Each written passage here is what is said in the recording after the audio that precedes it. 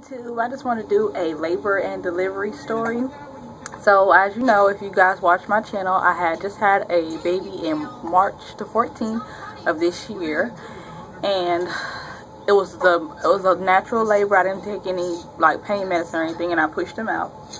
And I started labor March the 12th at like 9:30 at night. I started labor, and I called my mom, and I was like, "Mom, I think I'm in labor," because before the 12th, I had been going into labor like a lot. I went into labor like every day, and they would just stop it because I was 38 weeks, and I don't know why they in Erie why they wouldn't deliver or let me just keep proceeding in labor, but they kept stopping it or whatever. And so then I got 38 weeks and 2 days, which was the 12th.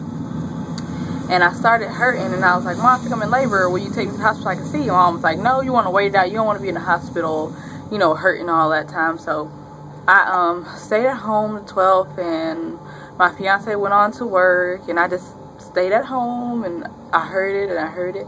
And my mom, she had my daughter, and my son, my youngest son, and I were here alone. And so I heard it. I played with him, and you know, try to distract myself from the pain, and I played with him as much as I could. And then the 13th of March came. 13th, about, my fiance was off that day. The 13th, it was about 6 o'clock in the evening, and I started hurting real bad. And I was like, okay, I think this is it. We need to go. Like, yes, let's go now. So we go. We didn't take the car seat or the diaper bag or my clothes or anything, because of course, it's like Erie's gonna send me home until I get 39 weeks or above. They're gonna keep sending me home. And so I went and I got checked, and I was having horrible labor. And you know, me being, you know, I just thought it was just false labor pains again. So I went on. I was hurting, and they kept me. Like, usually they keep me for like 5 hours, and then they'd be like, "Okay, go home. You're not in labor, and nothing's happening." So they kept me a little unusually long, and they was like, oh, they just kept asking me, did I want anything for pain? And I was like, no, you know, I'm trying to do it natural. So if this is real labor, I don't want to take pain medicine and ruin my birth plan. So I just kept up with not taking any pain medicine, and it was about 8:30, and the lady comes in and she checks me. She said I had dilated to 4 centimeters. So I was dilated 4.5 centimeters to 4 to 5 centimeters. So when she checked me, she was like, okay, we're going to admit you and see what the doctors say. So I go upstairs, and they admit me, and I'm still hurting like crazy. And my only thing, I'm like, can I walk? Can I walk? Can I walk? And they was like, if you're in real labor, we don't want to let you walk because you'll tire yourself out. And when it's time to push, you won't be able to push right through a C-section. So I finally got upstairs, and the lady was like, sure, you can walk. You know, there's no problem with you walking. The most we can let you walk is 2 hours. So after 2 hours, we had to get you back in the bed. And so I walked and walked and walked and walked, and then it got to be like an hour and a half, and I had got tired. So I went back to the room, and I hadn't ate. Mind you, I went to the hospital about 6, so I hadn't ate supper yet. And so, because I was hurting, and it was just my son, we fed him, but I hadn't ate. So my son was at the hospital with us, because naturally we didn't think I was in labor, so we didn't take him to my mom's yet. So I got to the hospital. They put me in a room, and the lady was like, okay, you're finna have this baby, so we need to get somebody to come get your son. So I was like, okay. It was like, he's too small to see, you know, to be in the room while you deliver. I was like, okay. And because I was like, oh my gosh, I'm really having it, because before that point, no one had told me that I was actually fixing to have him. I thought they were just going to give me some medicine, and I was going to go home. So I called my friend, and my friend came and got my son, and I labored on through the night, and it got about 4 o'clock in the morning, and I was no longer hurting as bad as I was. So I was like, oh, geez, they're going to send me home. I done stayed in the hospital all this time, and they're going to send me home. So the lady came in and checked me about 5, and she was like, well, it looks like your contractions have stopped. She was like, if your contractions don't get have regular contractions by the morning, by 7 in the morning when the doctor comes around, he'll probably put you on some Pitocin. And so I was like, okay. And I didn't think that they would. I thought they were just going to send me home. So 7 o'clock comes, and they weren't even painful no more. I could like watch TV and like do normal functions without them bothering me. They weren't like that the night before. So the morning came, he checked me, and I was dilating. I just wasn't having regular contractions. So I was at 6 that morning, and it was about 7:30 when he checked me. So he gave me some Pitocin. He told me he was going to give me some Pitocin about 7, and then the lady came in and gave it to me about 7:45, 8 o'clock. So she gave me Pitocin, and about 8:45, 9 o'clock, they start hurting really, really, really bad. I mean, they were so unbearable. Like, I couldn't even like function no more. It was so terrible. And so, you know, I'm having my contractions, and then like it got to the point where I didn't want to sit no more. I was like, I can't sit no more. And the lady's like, you can't get out the bed because you might fall. And so it was two particular people that was in my room while I was delivering that I hated the whole time that I was there. My fiance, I hated him, and the doctor, I hated her, because they both, neither one of them would let me out the bed. So I asked them, can I use the bathroom? This is like 9:30 now, about 9:15, 9:30. I'm like, can I go to the bathroom? I just want to go to the bathroom. Please let me out the bathroom. The lady was like, no, we can't get you out of bed. And so it was a terrible day, because they had like a trainee person in there, and I was being so mean to her, even though I know it was her first day. I tried to be nice, but it was just, I was in so much pain, and everybody wouldn't let me follow my birth plan. Like, I wanted to walk and keep moving up until it's time for me to push, instead of, you know, just sitting there. But I guess that's not what doctors let you do. So about 9:45, like, I was screaming. The pain had got so bad. I was screaming like I couldn't handle it no more. And so about like 9:50, I had started pushing. Like, I felt the urge to push. Like, I didn't tell nobody I felt the urge to push. I just started pushing, because I was just hurting so bad. I wasn't about to hear them telling me to stop pushing. So I guess one of the ladies was like, whoa, don't push, don't push, don't push.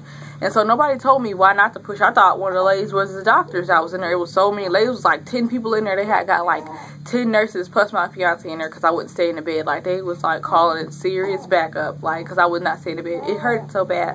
That was my first natural one. And so I did not want to stay in the bed.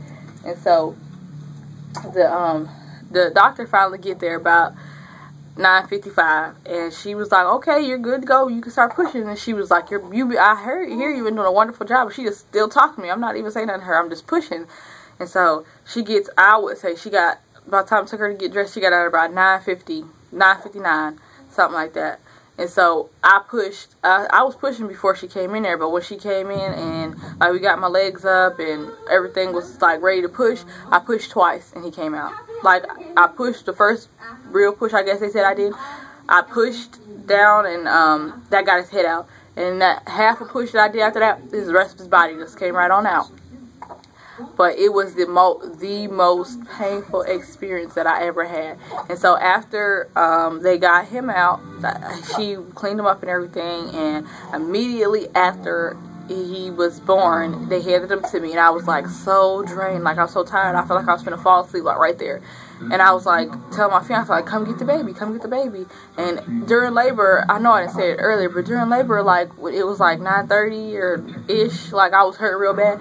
My fiance is on the phone with his sister, and he's like a douchebag. He's gonna tell her she is being so over dramatic. I'm like, really? That's why I was so mad at him.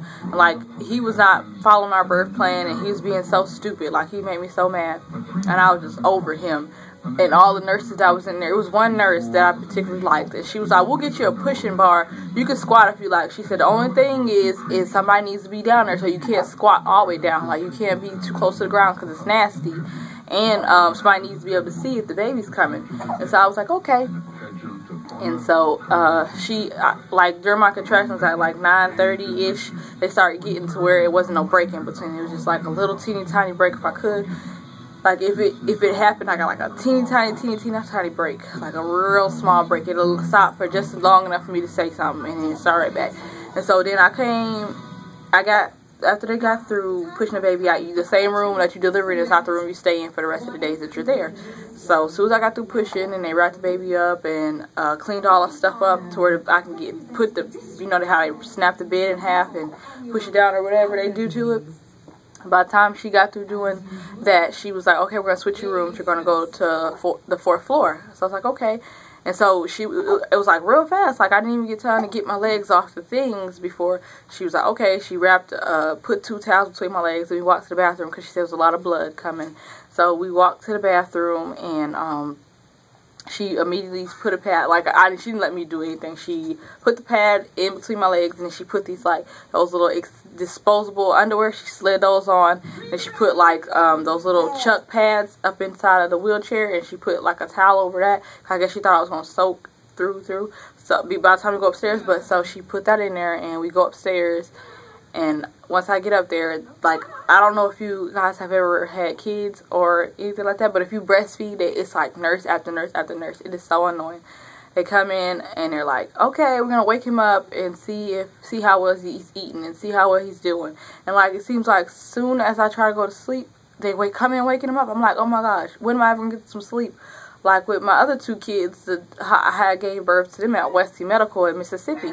And they were like all for us to let me sleep. Like, they didn't try to wake neither one of my kids up until the second day was there. That whole first day they let me sleep. Like, after I had the baby, they all they did was check my blood pressure and keep checking the baby's temperature.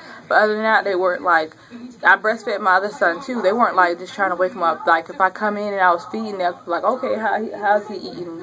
You know, they weren't just trying to wake me up. But at Hammond, they were like on it.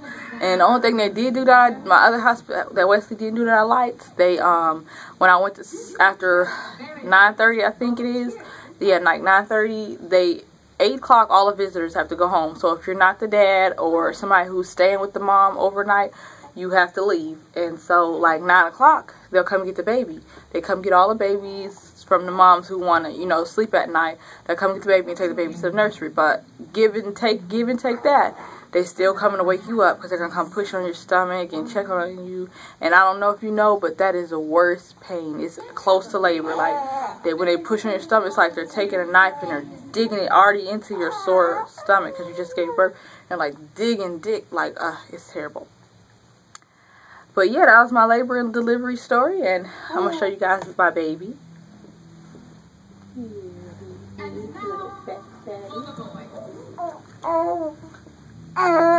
This is Boony Goonie.